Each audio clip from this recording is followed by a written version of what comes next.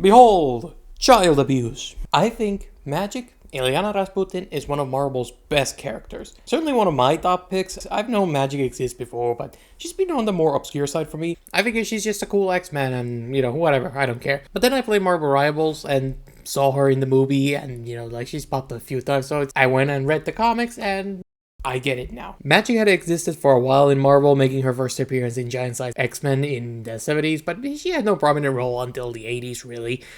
During this time, she's 6. What exactly is she gonna do? But then, over the course of a single issue, she's aged up by years. What happened? Why is there a devil talking about her glorious destiny? Why is she a teenager now? This is her origin story, which is so much more messed up than you'd ever guess. Her lost years are collected into its own miniseries called Magik. Magik came out in a weird time in comic book history. Around the early 80s, the companies realized that they are allowed to tell adult stories for adults. This led to books like Frank Miller's Daredevil, Swamp Thing, and eventually Dark Knight Returns and Watchmen. Cloak and Dagger came about in this era. This era plays around with adult themes, and Magik is one of the darkest, being a story of grooming. Magik is a 6-year-old who's taken from her home, abused, and the demons she carries with her forever after. Literally. We're straight up dealing with predators, and it's really uncomfortable to read. X-Men issue 160, that's really where you get the context for how Magik gets taken. Magik has an extremely miserable origin story, but my favorite part of Magik might come after, in the pages of New Mutants. She joins the X-Men B-Team and gets to exist in normal-ish circumstances, which allows her to shine as her own girl. Bouncing off her teammates, dealing with mind-bending plots, she moves past a single story, becoming the Magik she's meant to be. I love Magik, and I don't know, I want to share my love for my little demon girl's original run. She deserves all the best.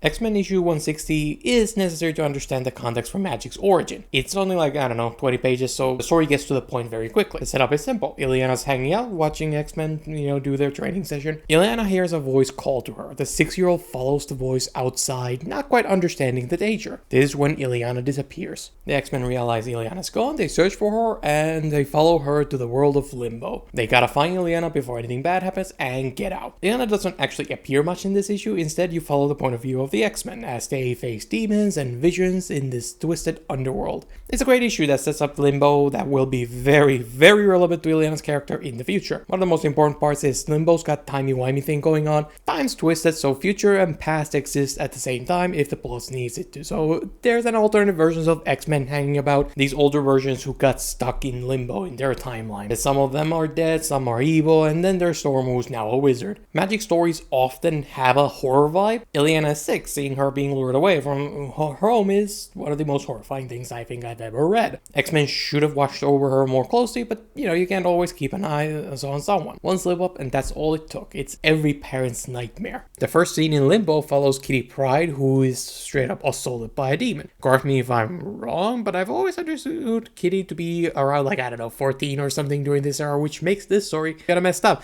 It is about kids being preyed upon. Illyana is not necessarily treated that way. She's not tormented, but instead she's treated well. The demon behind all of this is Belasco. He's praising Illyana, giving her a gift medallion as a token of this adult man's love to a child. Illyana's just too young to understand what's going on. Jesus, and this is just a setup to get to the bad parts. In order to lighten this up, here's Wolverine with eyes. Ugh, that's more horrifying. With all Storm's help, X-Men find their team members and they get teleported out of Limbo. Now we get to the relevant part. During their exit, Belasco catches Illyana and pulls her out of the teleport. The X-Men leave, but Illyana is left behind. Kitty tries to reach back for Illyana. She struggles. Together, the X-Men manage to pull Illyana back out of Limbo. Well, for X-Men, that was seconds. For Illyana, 7 years have passed. She's now a 13-year-old. And the story ends with Colossus later entering Illyana's room as he jumps up screaming, "Who is it? Who's there?" Quite the contrast to the girl who followed any strange noise she heard. She does embrace Colossus and she babbles on until she falls asleep, which is a very sweet ending. What do you think? A little murder here, a little child touching there, mix a little bit of grooming on top. Classic X-Men.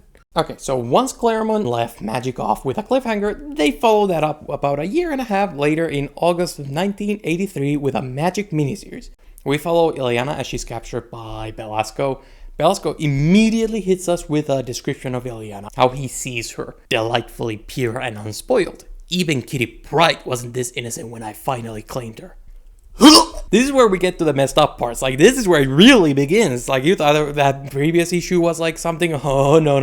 That was a warm-up. That was a prologue. That was just a tease. This is a story about an old man who values purity in girls. Illyana is so young, she has no real understanding of what's going on. We read her thoughts during all of this as she's kind of trying to cope with it, so you really get to see her internalize this stuff. This book is really aggressive with the themes. Every single theme here is about abuse and the scars it leaves on Illyana. He won't do anything bad to me. He loves me. He said so. Belasco's influence changes Illyana. Her spirit begins to change. He takes this piece of Illyana's soul and transforms it into a demon reshaped in Belasco's image. Belasco transforms Illyana's soul fragment into the first of 5 bloodstones, which are then infused into her medallion. This ritual will eventually release some elder gods on Earth, like, I don't know, some eldritch horrors, bring about Armageddon or something like that. It doesn't really matter. The ritual is interrupted by Old Storm and Old Kitty Pryde. They take Illyana and escape. The link Belasco made with Illyana means if Illyana leaves Limbo, Belasco can leave as well. In order to escape, Illyana must find a way to break Belasco's hold on her, and that's what drives the plot. Old Storm is not strong enough to break the bond between Illyana and Belasco, so she decides she will train Illyana so she can combat Belasco's influence by herself. So Storm takes Illyana to a garden to teach her about astral forms and healing magic. The thing from Doctor Strange where he floats around being like, ooh, spooky. That thing, apparently Illyana can do that, which is, I don't know, kind of cool. Illyana is excited. She wants to use magic to create. It's something beautiful, something to be cherished. Storm snaps at Illyana. You are never to do that. Never even think about it. Stupid girl. Would you destroy us all? Storm grabs Illyana so hard it hurts. I'm sorry. I didn't mean to lose my temper. I am very tired. It made me thoughtless. We see Illyana's thoughts and her internalizing all of this. Belasco never hurt me. He gave me a present. He said he loved me. The Predators try to appear like your friends. They will often give gifts and praise you and claim love, which feels nice, but it's all a lie. Storm snaps at Illyana because she's been too much for even an adult to bear. Like, she's been stuck in limbo for decades or something. Like, insane mental toll that must have taken on her. She's definitely afraid for Illyana, so her fear manifests in anger. To a child, this can be confusing. Like, you and I understand what's going on. She is nothing but a good person here, but a child can understand the depths of adult emotions, and predators like Belasco can take advantage of that. It is often hard to believe and do what is right, my child, especially when evil puts on a kindly face. Old Storm basically is explaining the danger of grown men texting children. In the plot, Illyana is presented with a dilemma in this moment. The more she uses magic, the more likely she is to fall under Belasco's corruption, and in order to combat evil, she must know magic. She's trapped in quite a dangerous predicament, but perhaps there is another way. Old Kitty has her own ideas about combating Belasco. Instead of teaching Illyana magic, Kitty believes in violence. She wants Illyana to study the blade and stab her way out of limbo. A Wolverine of her. So Kitty kidnaps the 7-year-old child and they take off into issue 2. Child kidnapping. Classic X-Men. Issue 2 is a lot more action-filled. This time there's more demons attacking the duo, so Kitty gets to stab them. Limbo is a tough place. The other Old Man X-Men died here.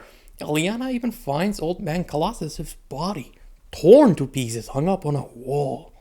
The demon who did it, Sim, taunts Illyana because, what's the little more drama between demons? I really love the art here because it's like draws Illyana very small. Like, she looks like a genuine 6-year-old, which makes you really just see how wrong all of this is. She doesn't belong here. Half the time she doesn't understand what's going on or is distracted by childish things. They really bring out that childishness, which just emphasizes the horror of this situation. Kitty trains Illyana, and due to Limbo's timey-wiminess, Illyana ages another year during this training session. Older, faster, stronger. Since Illyana is 8 years old, it's the perfect time to try to leave Limbo. They break into Belasco's citadel, where they're ambushed by Old Man Nightcrawler, who's been turned into a servant of Belasco. Have you forgotten, Dark Child, my ability to teleport? This scene is actually the first time I believe Dark Child is actually mentioned, and it's kind of anticlimactic. Like, I don't know what I was expecting. It's kind of a throwaway line almost here. Dark Child is a cool name, and the writer clearly knows it because it's repeated elsewhere, but it's just kind of thrown here by Nightcrawler. And Illyana is never referred to as Magik during this time beyond the title of the mini. She's just Illyana, which I like. It emphasizes her humanity. She's Illyana, not an X-Men. She's not a fighter. She's not a hero. just little Illyana. While Kitty is referred to as Cat, she has kind of lost that innocence, that childishness that once was there. It really makes you feel the grooming. Nightcrawler does use 3 swords while teleporting around, which, you know, that's super cool. I love it. Kitty does the thing what I think everyone thinks she should do in fight. She faces Nightcrawler's leg through a ground, breaking it. Why not face have him to finish him off all the way instantly? I don't know. I guess she just wants to stab it herself. This is an important moment and important scene because this is, I believe, the first kill Illyana sees up close. Like, the rest were just bodies. It's quite a meaningful thing to just see something like that. They try to escape, but they are caught by Belasco. Belasco turns Kitty Pryde into a furry and Illyana into his apprentice. Illyana turns evil and joins him because she wants the power Storm denied her. Oh no, she fell for the trick. Cliffhanger. Issue 3. The penciler is switched to Run Friends. Shockingly, I kind of prefer Friends' work here over his Spider-Man work. I feel like kind of like a traitor for saying that. I think he does a great job here.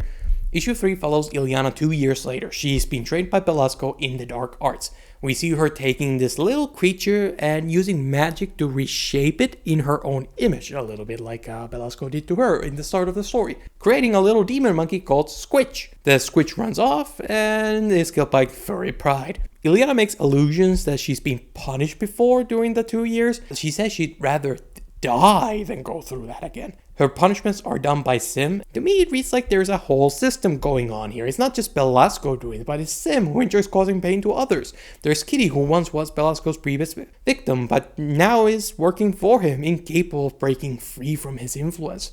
There are many victims who came before, and it's many demons who made all this suffering possible. Belasco seems to keep Illyana on her feet, always a little afraid. There's always a tension going on. Fear is a tool of control. As long as she is afraid, she's not going to be able to escape or able to strike back. She won't even try. And Illyana has been stuck in this horror show for 2 years at this point. Technically more, I think. 2 years is just a time skip, so it's 4 years. Oh my god, that's horrible. We don't see most of her experience because, again, a time skip. But I think the point has been made, and I actually like how the story is able to leave most of it to your imagination because, I like dark stories, but I have my limits, this is type of stuff I'm okay with skipping. I don't need to see this. I saw enough. I got the point. Illyana is more experienced by now and can do sorcery on command. She's more confident. She's more aware of what's going on around her. She's just kind of trapped there because you can't just walk away necessarily as easily. Her character feels the call from somewhere deeper, where the Dark Ones dwell. It's alive, aware of me, as much part of me as I've just and myself part of it. It welcomes me. It wants me to call on it again and again. I don't want to, but I will. The Magik miniseries has a lot of metaphors going on as she's being groomed by a literal devil who takes a piece of her soul and corrupts it. She's surrounded by demons in limbo, the minions. And the Dark One's call can be read as kind of dark thoughts she can't escape. Like she says, the thoughts come from her, within her, and she keeps returning to it. She doesn't want to, but she can't stay away from it. These types of thoughts are normal when you go through, literally the worst. Especially as she's beginning to enter her teenage years. Magik is a very tightly written story where every piece adds something to the overall narrative and to the meaning and the themes and the characters and their journeys. It's fantastic. Illyana is contacted by Old Storm here, who wants to help her. She does the Gandalf thing and it's like, oh, don't worry. I will help you at some point, somehow, when it's convenient, when I want to return, see you later. Illyana is a little mad about how useless mentor figures can be in fantasy, and, fair, I hate it too, one of my least favorite tropes, and in her anger, she creates a light circle. Kitty called them stepping discs from a novel she read before. Riveting origins here. This power isn't magic, but it's actually her mutant power. She's been stuck here for long enough that her mutant powers actually kick in here. Imagine being a mutant with the power of a skin condition, and then you see Illyana, who's got the power to transport herself through space and time. She can time travel with the discs. Now that is unfair. The rest of the issue is largely Illyana transporting herself around Limbo using these discs. She gets to Storm current battle with Belasco. Storm is defeated by Kitty diving her back like come on man, you gotta be able to fend for yourself at least a little bit. Nobody can babysit you, come on! Illyana goes to save Storm. She jumps onto Kitty and Kitty tries to fend off Illyana. But Illyana grabs the Kitty's neck and snaps it. My best friend. It's a pretty hardcore origin story. Innocence lost, and just when you think we're done, something reminds you oh no, it can always get worse. Storm is left wounded and Belasco wants to use Storm as a sacrifice to the Dark Gods. Oh no, issue 4. Because Illyana is bound to Belasco and she has to do what he says. She can't resist him by this point, and the stronger she grows, the harder it is to resist him. Because he's a predator taking advantage of a child, and I wish nothing but bad things upon him and his mama. Illyana does summon the strength to stab Storm in the throat, finishing her off and interrupting the ritual. I guess she can resist him after all. Illyana manages to escape with Storm's body to fight another day. Belasco rules Limbo. He has full control of all of it, like he can change it at will. Illyana buries her mentor in a nice garden with pretty greenery all around. It's really beautiful, like beautiful stuff. Belasco just destroys all that greenery and resurrects Storm's body as a zombie to taunt Illyana. Illyana escapes that too, and now she's attacked by an image of her brother, Colossus. She's captured by even more X-Men. Belasco is just torturing her, and when he's had enough, he lets Illyana go. She's stuck in this world. She cannot escape. She cannot die. All she can do is suffer, and when he needs her again, he can just take her back. He's made it seem like even her family is gone. She is left to fend for herself in the icy limbo where all things die. It can always get worse. I took the garden as a metaphor for safety of parents. This was Storm's garden. Her magic protected it, and there, Illyana was safe. Now it's gone. No parental figures left to protect Illyana. There is no more guidance. It's up to Illyana to survive by herself in this harsh world. Days pass, and Illyana's a bit of hardcore. She wants revenge still, like she has not given up. She still wants some payback. Good for her. I love that. So she uses her magic to conjure a sword, forged from grief and rage. She takes all her emotion. It is the purest energy, quintessential magical power focused through her soul. The Soul Sword. Sure, why not? The thing looks a bit too much like a lightsaber. I'm just saying, I can see the inspirations here. She discs herself back to Belasco to throw down one more time. Belasco shoots her with a beam, and she just straight up parries it like a lightsaber would.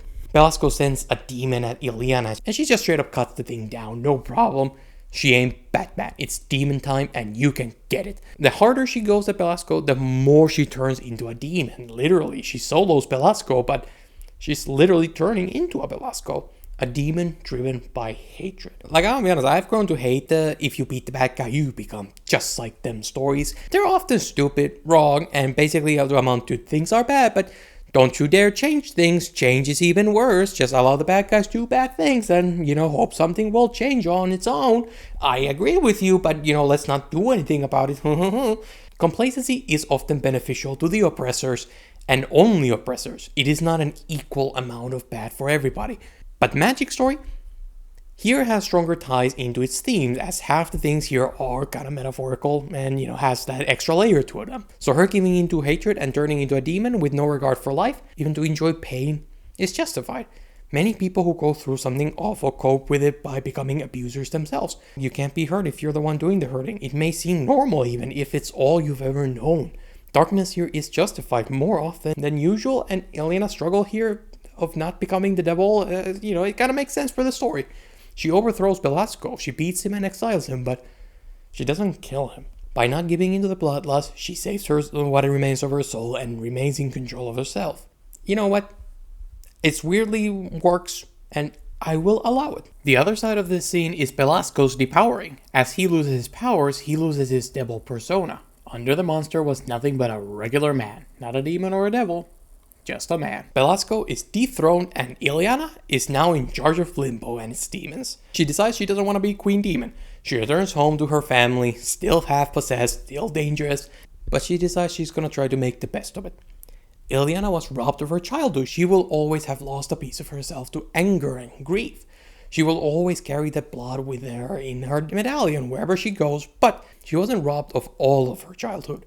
There's still life left for her. There's hopefulness to the story. That optimism is really what brings it all together. There's still happiness for her. That's classic X-Men, baby. The future she is given is explored in New Mutants from issue 14 onwards. Just for a little context, let's talk about New Mutants.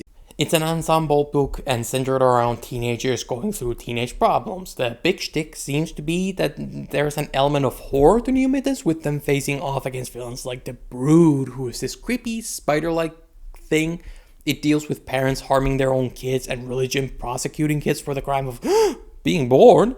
And there is a lot of gray area in the series that makes things a lot more challenging because you can't just call people evil. New Mutants is a bit of a middling book early on. It's lacking something, tension, pacing. I don't know, something's off. It just doesn't hit the way it needs to. All of it really does kind of change with the introduction of Illyana in issue 14. Maybe one day I'll talk about New Mutants in detail because it is an interesting book, and once Illyana joins in, she takes the book to a whole new level. First of all, Illyana is the best, and anything she's in, automatically amazing. One of the first things shown about Illyana is her medallion.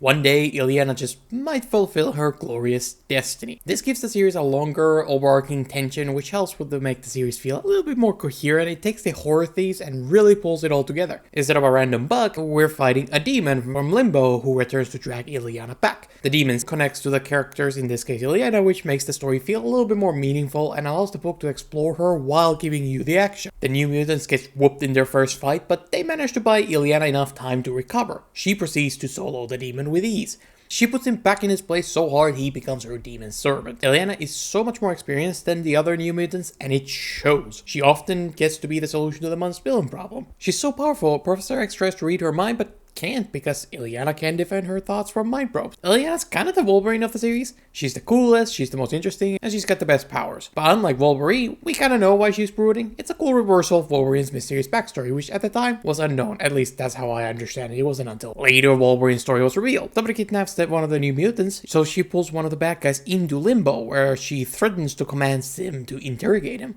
Now that goes hard. Hey, Emma Frost, the White Queen, makes an appearance, and she has a fine cape. She kidnaps Kitty Pryde and creates an illusion so Kitty's boyfriend thinks Kitty's with him, and I don't know, I think that's really funny. They're just kissing hair, all happy and all. I just wanted to share this image. Illyana found my queen using the astral plane. White Queen senses it, ults on Illyana, which makes Illyana lose control, summoning a bunch of demons on Earth. When the other New Mutants question her, like, what was that? This is her expression. She looks mildly annoyed, and I don't know, I find that funny.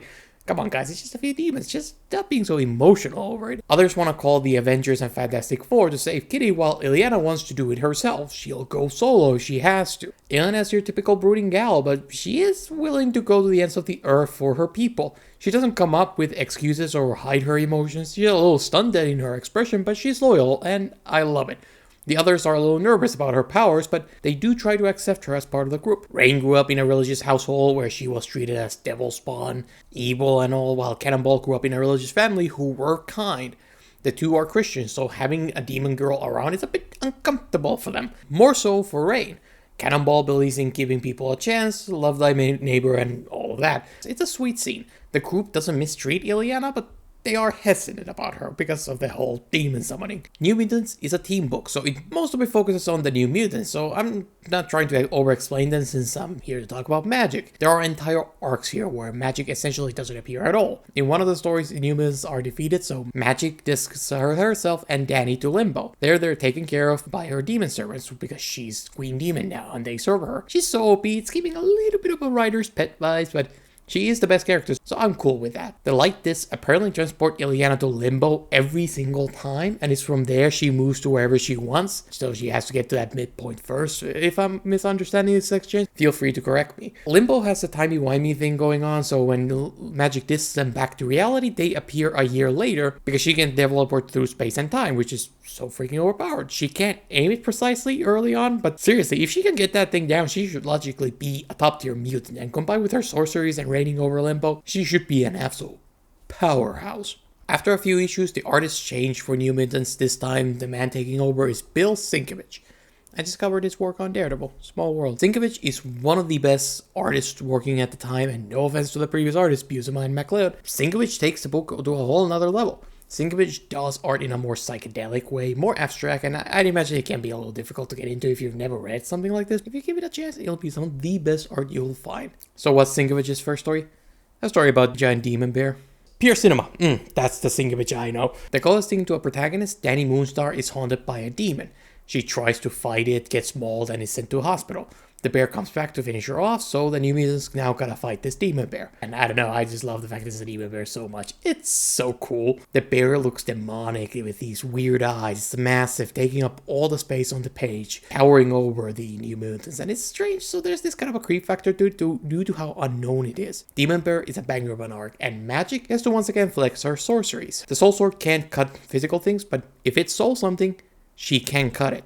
She discovers when she is damaged by magical things or grabs Soul Sword, I don't know. Sometimes a magic armor appears on her body. It doesn't cover all of her, just the parts of her. Each time it appears, there's a little bit more armor going on. Illyana has no idea what's going on, so there's a mystery. There's, what is this armor, this eldritch thing? I don't know. As the book goes on, Magik gets to, as a character, open up. And this is really where it's Magik to another level. Early on, she is the cool one, which is, cool. But she warms up as the stories go on. The group begins to accept her more, and out of all the personality traits, Joy is the part that comes out. She can be a bit of a goofball here. Like, one of my favorite examples is the slumber party. Rain is an insecure girl because of the whole "you're a demon girl" she grew up with. The X-Men have a party, everyone's there, Illyana's getting along with everyone, talking to the other girls, just having a great time. Rain is the one who isn't. She's off to the side, feeling sorry for herself. So Illyana and the other girls decide to give Rain a makeover. Illyana jumps Rain and puts makeup on her and a dress and does her hair and all this fancy stuff. Illyana's a tortured character, but she's allowed to be more than that. She's not defined by limbo. And this is really why I think New Mutants is such a crucial part of her story. It's cool to see her go from pure pain to hanging out with the girlies. I love that for Illyana. Like, I don't know where I'm supposed to put this, but here's a panel of Illyana with a rain gun stolen from an alien. Sometimes a sword just won't cut it. I'm probably gonna make that New Mutants video, so I wanna say some stuff there. But the last story I wanna cover here is New Mutants Special from 1985. In this one, Loki and Enchantress decide to Asgard. It's kind of boring, so they decide to attack X-Men out of revenge because they have beef over something, and Enchantress accidentally attacks New Mutants instead of the actual X-Men. Magik teleports everybody out of there and accidentally sends everyone to different realms and different times, and they now have to find their ways back together and defeat a god or two. Magik herself is imprisoned by Enchantress, who proceeds to torment her. Enchantress realizes Illyana has a demon inside her, so Enchantress, being a godlike sorceress and all of that, takes the demon out of Illyana and binds it to her service. New Mutants now have to face a demon Illyana. Taste of what Darkchild's power could look like. It's a great story, but the story doesn't talk about what this means to Illyana much. It is a repeat of Illyana's past. She's imprisoned and tormented, and a piece of her soul is ripped out. She's in a bikini during all of this, so there's a suggestive element to her humiliation, which is kind of a repeat of Belasco's terror. It's something the story doesn't do much with. It forces Illyana to go through this kind of horror again, but doesn't really show how it affects Illyana or how she feels about it, nor does it lead much for her. There is one element to it that I really like. The New Mutants are able to defeat the Enchantress, which allows Illyana to teleport everybody back to Limbo, which is Illyana's kingdom. Here, she's more powerful than Enchantress, a god herself. Illyana imprisons Enchantress and gives her to her pet demon to do as he wishes. I do love vengeful Illyana. There's an element of taking back her power in this story, which I do like as a way to get even. I beat the character who shall represent the nightmares I've gone through the past, and I have reclaimed my freedom. I am free now, and I'm good. Illyana started out as nothing but a young 6-year-old girl lacking any kind of power and agency, and now New Mutants, Illyana, defeat a god. What else speaks more to how far she's come than that?